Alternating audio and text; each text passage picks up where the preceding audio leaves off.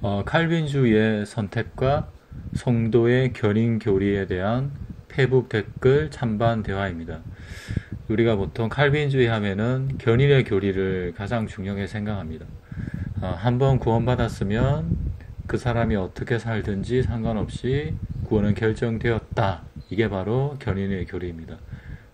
한번 믿은 자는 하나님께서 은혜로 끝까지 그 사람의 구원을 지키신다. 이게 견인의 교리인데, 이번 이제 페이스북에 안한균 목사님 페이스북에 올라왔던 댓글 그 대화를 보고, 되게 유익하구나 생각되어서 인용하게 되었습니다. 우선 안한균 목사님은, 예전에 이제 사랑의 교회 부목사님이셨고요. 미국 코스타 강사로 계셨고 현재 변증전도 연구소 소장님으로 계십니다. 그리고 퓰러에서 아마 박사를 따신 걸로 알고 있습니다. PhD를 따셨고요. 남가주 사랑의 교회 부목사였습니다. 도서로는 만화군 뉴스, 트위터에서 만난 예수, 기독교에 대해 가장 많이 묻는 등등의 책이 있습니다. 일단은 댓글이 올라왔는데요. 목사님, 저도 성경적인 신앙을 원한다는 점에서는 동지라 할 수 있겠습니다. 그러나 칼빈주의와 알메니안주의가 모두 성경적이라는 말은 모순이 되겠지요. 많은 얘기를 할 수 있겠지만 한 가지씩 얘기를 나누어야 하겠습니다. 제가 문점을 하나씩 말씀드릴 테니 답을 좀 해주십시오. 최근 읽은 성경 구절에 대해 써놓은 메모가 있는데 이 부분부터 대화를 해나가면 어떨까 합니다. 메모를 옮길 테니 답변을 좀 부탁드리겠습니다. 저는 어설픈 사람이고 많은 교정이 필요합니다. 성경적인 가르침이라면 언제든 기꺼이 배우겠습니다. 제가 아는 게 많아서 비판하고자 말씀드리는 게 아니라 의문점들이 많이 생겨서 엿주는 것이면 알아주시기 부탁드립니다. 일단 이분은 칼빈주의, 알미니안주의가 모두 성경적이란 말은 모순이 된다. 맞는 말입니다. 정확하게 알고 있고요. 칼빈주의, 알미니안주의는 거의 반대됩니다. 구원론에 있어서. 그래서 일단은 어느 것이라도 성경적이라고 하면 어느 것은 비성경적이라고 할 수 있습니다. 그래서 정확하게 이해하고 있는 분이 아주 예의 바르게 질문을 했습니다. 첫 번째 질문은 요한복음 15장 16절 말씀인데요. 너희가 나를 택한 것이 아니요 내가 너희를 택하여 세웠나니 이는 너희로 가서 열매를 맺게 하고 또 너희 열매가 항상 있게 하여 내 이름으로 아버지께 무엇을 구하든지 다 받게 하려 함이라. 질문입니다. 인간이 택하는 것이 아닙니다. 하나님께서 택하시는 것입니다. 하나님의 절대 주권이 인간을 안일하게 만든다는 알미니안 주의자들의 주장은 성경적이지 않습니다. 하나님께서 열매 맺게 하기 위해 또 열매가 항상 있게 하기 위해 택하셨습니다. 안일하게 살도록 내버려 두시지 않습니다. 이런 질문이 올라왔습니다. 핵심은 사람이 너희가 택한 게 아니라 너희가 나를 택한 것이 아니다. 내가 너희를 택하여 세웠다. 이렇게 말하고 있어요. 인간이 택한 선택권이 없다 이거죠. 하나님이 절대적으로 택하여 세웠다. 그럼 당연히 이 하나님의 절대 주권을 얘기한 칼빈주의가 맞지 않느냐. 그에 반대된 알미니안주의자들 주장은 성경적이지 않지 않느냐. 이렇게 말하고 있고요. 또 뒤에 보면 가서 열매를 맺게 하고 또 너희 열매가 항상 있게 하여 내 이름으로 무엇이든 너희 열매가 항상 있게 할 것이다. 즉 열매가 없을 수 없다. 한번 믿으면은 안일하게 살도 하나님께서 내버려 두시지 않는다. 즉 타락하도록 하나님께서 그냥 내버려 두시지 않는다. 이런 뜻입니다. 그러면 칼빈주의가 맞지 않느냐 이런 뜻인데요. 답변을 보면 첫 번째 예로 든 택함에 대한 말씀은 제자들을 구원으로 택했다는 것이 아니라 사역으로 택했다는 말씀입니다. 만약 절대 구원으로 택했다는 말씀이라면 가룟 유다의 중도 탈락을 설명할 도리가 없습니다. 신구약 성경에 나오는 사람들을 택했다는 말씀들은 거의가 다 그 개인을 모태에서부터 구원으로 택했다는 게 아니라 사역으로 택했다는 말씀입니다. 그러나 많은 이들이 구원으로 택한 것으로 오해하고 있지요. 즉 여기 택함은 구원이 아니라 사역으로 택했다. 너희들을 사역을 맡기기 위해서 택했다 이 말입니다. 딱 쭉 이어보면 대표적으로 야곱과 에서 중 로마서 9장의 야곱, 모세, 예레미야, 바울에 대한 택함의 말씀들을 들 수 있습니다. 심지어 이스라엘 민족을 택한 것도 그들을 무조건적인 구원으로 택한 게 아니라 열방의 제사장 민족이 되게 하고 그로 인해 구원의 축복의 통로로서 사역적으로 쓰임받게 하려고 택한 것입니다. 고레스나 바로와 같은 이방 왕들의 택함도 마찬가지고요. 여기 보시면은 성경에 보면은 바로도 택했다 그랬고 고레스도 택했다고 그랬어요. 근데 문제는 고레스는 혼합주의자였어요. 하나님만 섬기, 여호와 하나님만 섬기게 아니라 다른 이방 신들도 섬겼어요. 역사적인 사실입니다. 그리고 바로도 당연히 하나님을 대적했고 하나님을 믿지 않은 자였지만 하나님이 바로를 택했다 그랬어요. 그러니 이게 어떻게 구원의 택함이 되겠습니까? 또 가장 중요한 예로서는 이스라엘 민족 전체입니다. 하나님이 이스라엘 민족을 아브라함의 후손이기 때문에 택하셨는데 그들을 다 구원으로 택했던 것이 아니에요. 그러면 바리새인들이나 사두개인들도 구원 받아야겠지요. 근데 예수님이나 세례요한은 독사의 자식들이라 그랬고 멸망받을 자라고 하셨습니다. 그래서 이스라엘 민족 전체도 택하긴 택했는데 그것은 구원으로 택한 게 아니라 사역적인 택함이었다. 열방의 제사장 민족이 택했다. 그래서 제사장이 민족이 되어서 거기서 제대로 살아야지, 예수님을 믿고 제대로 살아야지 구원으로 가는 거지. 그냥 우리는 사역적으로 택함 받았으니까 저절로 구원은 따놓은 당상이라 이거 생각하면은 큰 코 다친다 이거죠. 보통 이제 그 토기장의 비유라고 보이는 로마서 9장이 있습니다. 야곱과 에서 중에 야곱은 택했고 에서는 버림받았다 하는데 그것도 사실은 잘못되었습니다. 다른 길을 통해서 말할 텐데 야곱을 이것 또한 사역으로 택한 것이죠. 에서가 야곱을 섬기리라 그랬죠. 큰 자가 작은 자라 섬기리라. 섬긴다는 건 구원이 아니라 사역적인 부름입니다.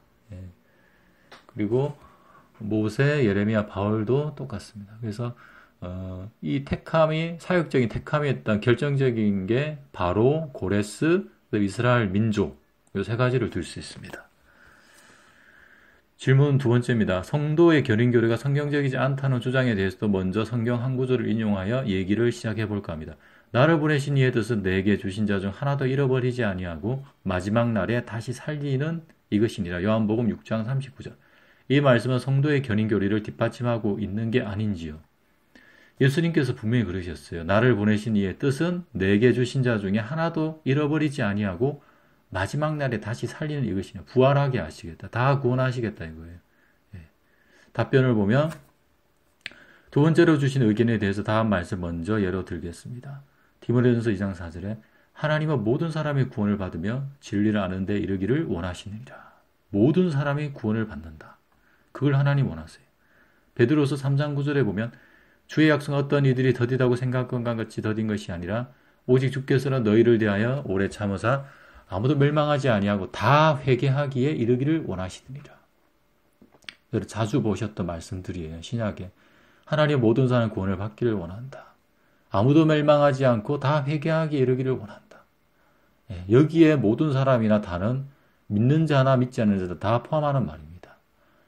이걸 모든 사람이나 다라는 말을 믿는 자에만 한다고 하면 진짜 더 이상 대화할 가치가 없는 사람이고 신학도 성경도 모르는 무지한 자들이라고 말할 수 있습니다. 근데 이제 칼빈주의에 따르면 하나님이 다 구원받기를 원하는데 왜 그대로 이루어지지 않는지 의아스러워질 겁니다.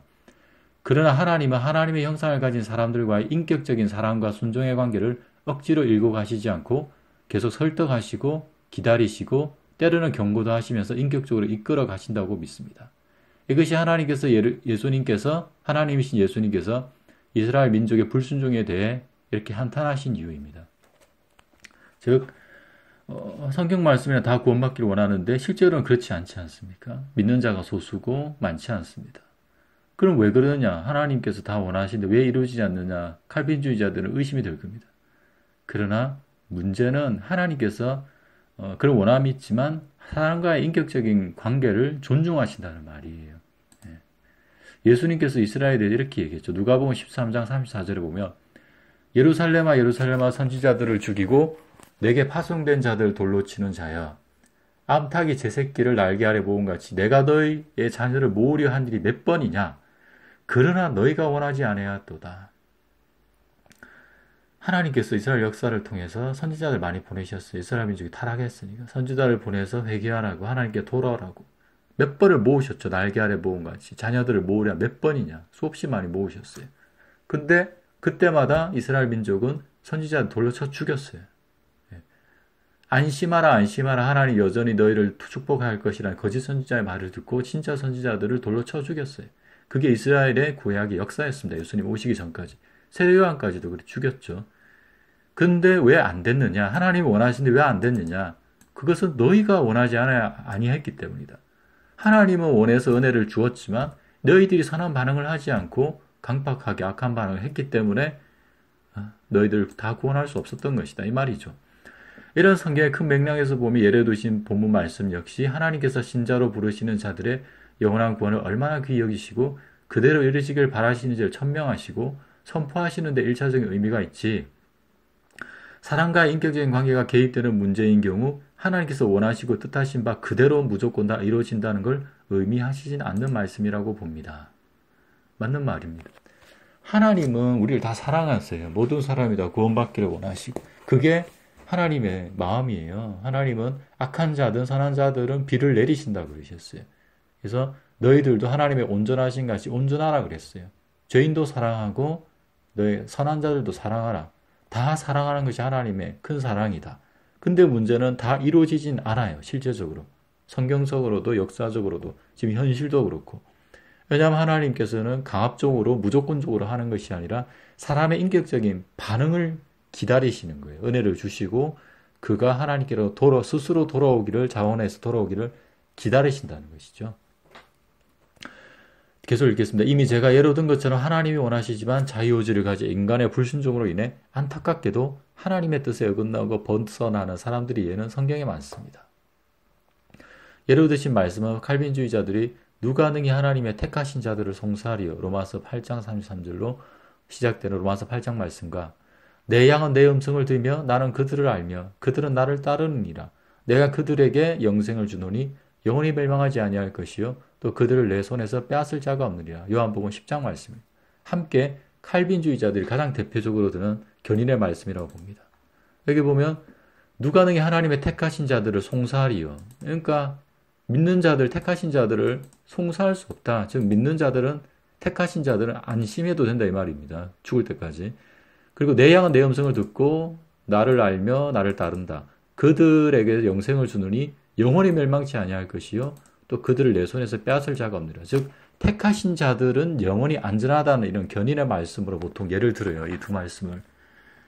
그러나 보면 로마서 8장에서 택하신 자들은 청함을 받은 자는 마태, 택함을 입은 자는 적으니라. 마태복음 22장 말씀에 나오는 그 택함 받은 자들이라고 목사님 보고 계세요. 그러니까 청함 받은 자와 택함 받은 자는 다르다 이거죠. 청함 받은 자들 중에 일부가 택함 받은 자라 이 말씀입니다. 예수님의 말씀, 마태복음의 말씀은. 그리고 견인의 말씀으로 예를 든 로마서 말씀이나 요한복음 말씀은 그 청함 받은 자들이 아니라 택함 받은 자들이란 뜻으로 본다는 것이죠. 목사님은. 말하자면 청함 받아 구원의 부르심을 받았지만 성도들의 옳은 행실 계시록 19장 8절을 상징하는 혼인시계 입을 세마포 예복을 입지 못한 사람들을 가리켜 청함만 받고 순종을 통한 택함을 입지 못한 사람을 언급하시는 것으로 본다는 겁니다. 그러니까 예수님께서는 택한 자들을 영원히 안전하다고 분명히 말씀하신 건 맞아요. 그런데 문제는 뭐냐면 그 택함 받은 자들이 누구냐는 것이죠. 핵심은 그거예요. 택함 받은 자들이 누구냐? 그걸 사람이 알 수 있냐 이거예요. 이마에 택함 받은 자라 써져 있나요? 몰라요. 없어요. 스스로 택함 받은 자라 그냥 믿을 뿐이에요. 그는 신학자들도 모르고 목사들도 모르고 자기도 몰라요. 자기는 택함 받은 자라 했지만 사실은 택함 받은 자가 아니라 그냥 청함 받은 자였을 수도 있어요. 여기 마태복음에 청함 받은 자와 택함 받은 자 그 길을 보면은 그 예를 보면은 처음에 하나님께서 그 왕이 그 자기 아들의 그 결혼식에 많은 사람을 초청을 했어요. 청함 받은 사람 많이 청함을 했는데 바빠서 다 거절을 한 사람들이 많아요. 그래서 그 왕이 노해서 사거리에 가서 아무 사람이나 데리고 오라 해서 정말 뭐 그 사람이 죄인이든 의인이든 상관없이 빈부귀천에 상관없이 다 불렀어요. 청함 받은 자는 많았어요. 근데 그 중에 어떤 사람이 예복을 입지 않고 온 거예요. 그러니까 그 왕이 왜 예복을 입지 않느냐 해가지고 그 사람을 쫓아내버렸어요. 근데 그 사람은 아무 말을 하지도 못했어요. 즉 그 사람은 예복을 입지 못했기 때문에 구원받지 못한 것이었죠. 예. 그래서 많은 사람들이 구원으로 시작을 했고 청함받은 자의 대열에 섰지만 택함받지 못한 것은 예복을 입지 못했기 때문이다. 이렇게 성경적으로 보는 것입니다. 그 예복은 뭐냐? 계시록에 나오죠. 성도들의 옳은 행실이라고. 행함이 따르는 것. 믿음에 따르는 행함이 있는 것. 그래서 세마포 예복을 입은 자들, 옳은 행실을 가진 자들이 진짜 택함받은 자이지 그냥 처음에 믿기만 한 자들이 택함받은 자들이 아니다. 그래서 가장 핵심되는 게 누가 택함받은 자였느냐. 성경에 말씀하는 거는 마음으로 믿고 입으로 시인하는 자들이 다 택함받은 자라고는 말하고 있지 않다. 이 말이에요. 행함이 있어야 된다. 예복을 입은 자들이 택함받은 자들이다. 이 말이죠. 끝까지 구원받는 자들 이 말이죠. 그러나 문제는 진짜 그 택함받은 자들이 누구인지는 아무도 모른다.